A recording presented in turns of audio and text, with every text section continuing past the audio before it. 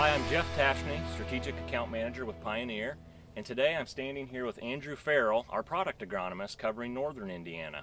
And we're here at an impact location in Macy, Indiana.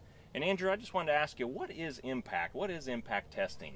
Sure. So for those unfamiliar with what impact is, impact stands for Intensively Managed Product Characterization and Training, which I think is a really appropriate acronym for the final grueling 2 years of testing that these hybrids and soybean varieties go through before they actually make it into a Pioneer commercial bag. Excellent. So this is a plot that's behind us.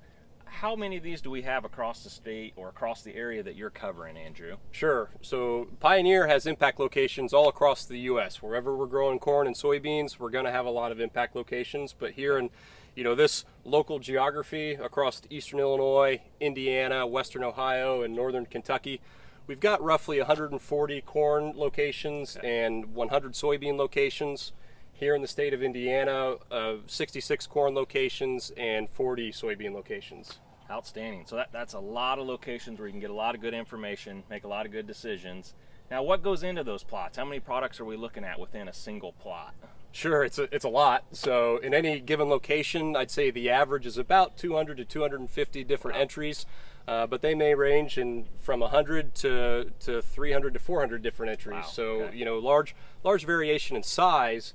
But in the area that we care about in Indiana, we're testing everything from 99-day corn to 118-day corn, and we're looking at ballpark 160 different corn hybrids and 60 different soybean varieties. And like I said, we're in our final 2 years of advancement, so a hybrid will go through 2 years of impact. So that R4 class, or products that are 2 years away from commercialization, we've got around 110 new hybrids to look at, and hybrids that are in the R5 class or could potentially be a product next year for Pioneer, we've got roughly 50 hybrids. And so, they go through a grueling competition for what maybe that class of 10 hybrids that makes it into a commercial bag. So it's a very vigorous test. You've got a lot of locations. You've got a lot of data you can look through. How do you know what makes the cut? I mean, what is the baseline? Are you comparing what is in these plots to some of our current leaders?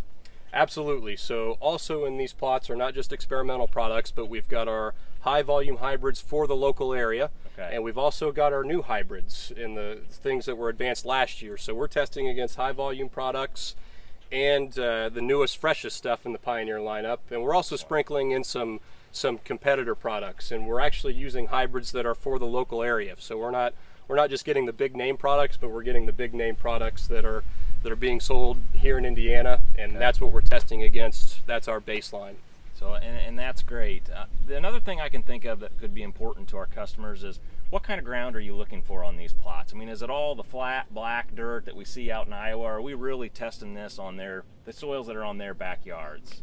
So yeah, absolutely. This is where the gloves come off, and we're no longer testing in the ultra high yield environment. We're no longer testing in the ultra uniform fields. Yeah, we are going to continue testing in high yield environments, but as an example here in Macy, we're on a sandy knob, a rocky field. In fact, our research team really struggles with this location because these rocks do a number on their really expensive research planner. But for us, this is an opportunity to get into larger scale plots and test real world situations. So, not every farmer's farming flat black prairie type soils. So, locations like this, which is a good number of the locations, is an opportunity for us to look at products in the tougher yield environment, give us an idea of how these products are reacting and performing in fields like this, and ultimately gives us confidence that we know how they're going to perform once they get to the farmer.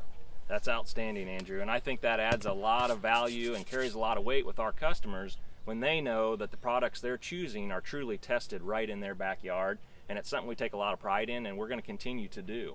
So we really appreciate you guys tuning in. If you have questions, please reach out to your Pioneer representative. Thank you. That concludes this Pioneer Growing Point Agronomy video podcast. Visit our page on pioneer.com and follow us on Twitter and Facebook for more agronomy insights.